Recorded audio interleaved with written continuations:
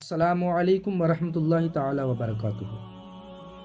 امید ہے کہ تمامی حضرات خیریت سے ہوں گے۔ اللہ تعالیٰ سب کو سلامت رکھے۔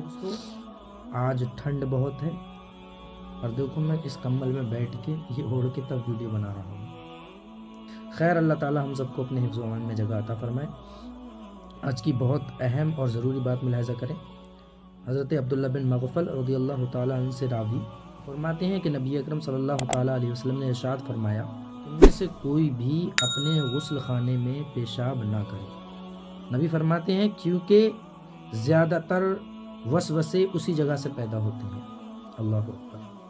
تو جو بھی حضرات اپنے غسل خانے میں پیشاب کرتے ہیں تو غسل خانہ پیشاب کرنے کی جگہ نہیں ہے، غسل خانہ نہانے کی جگہ ہے۔ پیشاب کرنا ہے تو ٹوائلٹ میں کریں یا اور کوئی جگہ بنا لیں پیشاب کرنے کی، غسل خانے میں پیشاب نہ کریں۔ نبی کریم صلی اللہ تعالیٰ علیہ وسلم نے پیشاب کرنے سے منع فرمایا ہے۔ اللہ تعالیٰ حافظ۔